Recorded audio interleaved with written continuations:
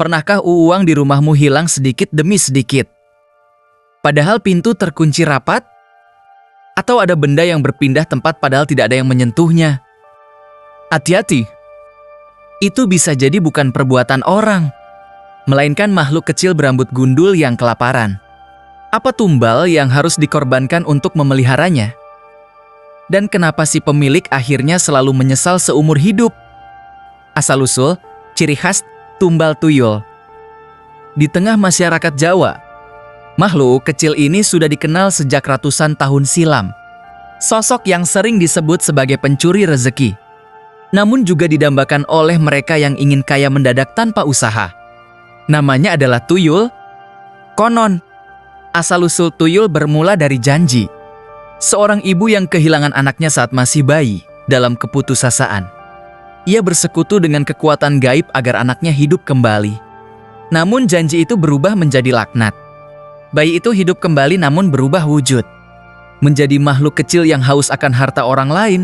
Ada juga yang meyakini tuyul adalah roh anak yang meninggal karena digugurkan oleh orang tuanya, kemudian tersesat dan tertarik pada perjanjian gelap dengan manusia. Lalu seperti apa ciri khasnya? Tubuhnya kecil mungil, sebesar anak usia 3-5 tahun, tetapi ada juga yang sekecil jari tangan. Kita jadi belum ada kepastian dari ukurannya. Ciri yang paling jelas adalah kepalanya yang gundul licin di bagian atas, dengan sisa rambut tipis di pinggirnya. Kulitnya pucat atau kehitaman. Matanya tajam menyala dalam kegelapan, kadang berwarna merah menyala. Dan ia bergerak sangat cepat layaknya angin. Ia senang bersembunyi di tempat lembab, di bawah tempat tidur, di balik lemari tua, atau di sudut rumah yang jarang disentuh manusia. Banyak orang berani memanggilnya dengan harapan uang akan datang melimpah. Namun tahukah kalian? Tidak ada yang gratis di dunia ini. Untuk menjadikan tuyul sebagai penurut, ada persyaratan dan tumbal yang harus dipenuhi. Tanpa boleh kurang sedikit pun, dan jangan coba-coba untuk tidak menurutinya kalau kita tidak mau terkena akibatnya. Namun itu baru permulaan. Yang jelas si tuyul akan meminta minum air susu dari ibu. Tidak berhenti sampai di situ. Akan tetapi semakin banyak harta yang diambilkan, semakin berat tumbal yang diminta.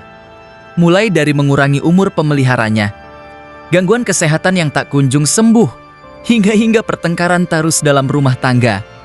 Bahkan dalam cerita yang beredar, jika pemilik mulai lalai, ia akan meminta tumbal yang jauh lebih mengerikan seperti kewarasan akal sehat, kehancuran masa depan anak cucu, hingga nyawa orang terdekat sebagai ganti hutang yang tak terbayar. Tuyul akan menuruti perintah selama persyaratan itu terus dipenuhi. Tapi ingat, setiap keping uang yang datang disertai bayangan petaka yang perlahan menggerogoti kehidupanmu. Ciri orang dan rumah, cara mengusir, dan akibat mengerikan. Lantas, bagaimana cara mengetahui apakah di sekitar kita ada orang yang diam-diam bersekutu dengan makhluk ini? Dan tanda apa yang terlihat jika tuyul sudah menetap di dalam rumahmu? Mari kita lihat siris orang yang memeliharanya. Biasanya mereka berubah mendadak, kaya raya tanpa alasan yang masuk akal. Pekerjaan tidak berubah, tapi tiba-tiba punya harta berlimpah. Mereka menjadi sangat tertutup, enggan berbagi rezeki, dan sering menyendiri di ruangan yang dikunci rapat. Sering terlihat berbicara sendiri seolah ada teman yang tak kasat mata. Wajahnya kadang pucat atau terlihat lelah meski tidak bekerja berat. Dan perlahan menjauh dari ibadah serta kerabat dekat. Lalu ciri rumah yang didatangi atau dihuni tuyul, di rumah itu sering tercium bau tak sedap seperti bau apek, atau bau kemenyan yang menyengat tanpa ada yang menyalakannya. Pintu atau jendela yang terkunci tiba-tiba terbuka. Barang-barang berpindah tempat sendiri, dan uang hilang sedikit demi sedikit yang lenyap tanpa jejak. Di malam hari terdengar suara langkah kaki kecil, tawa simpreng atau benda berjatuhan padahal rumah sepi senyap. Jika tanda-tanda ini sudah terasa, jangan panik, tapi jangan pula dibiarkan. Ada cara-cara yang dipercaya ampuh untuk mengusirnya. Pertama, bersihkan seluruh sudut rumah. Buang barang rongsokan dan tempat lembab yang menjadi sarangnya. Bacakan ayat suci Al-Quran, terutama ayat Kursi, Al-Ikhlas, Al-Falaq, dan An-Nas di setiap ruangan. Dan yang paling penting, perbanyak ibadah. Berdoa memohon perlindungan Allah, serta jangan pernah menyimpan uang dalam jumlah besar di tempat yang gelap dan tersembunyi. Namun ingat, mengusir tuyul dari rumah yang didatangi itu beda dengan memutus perjanjian. Bagi mereka yang sengaja memeliharanya, itu adalah perkara yang jauh lebih berat dan berbahaya. Karena akibat memelihara tuyul sungguh tak main-main. Kekayaan yang didapat terasa nikmat di awal, tapi perlahan berubah menjadi laknat. Tubuh pelakunya perlahan digerogoti penyakit yang tak kunjung sembuh. Kekayaan itu hilang secepat datangnya dan bisa habis karena musibah, kebakaran, atau dicuri orang. Keharmonisan keluarga hancur lebur, pertengkaran tak henti.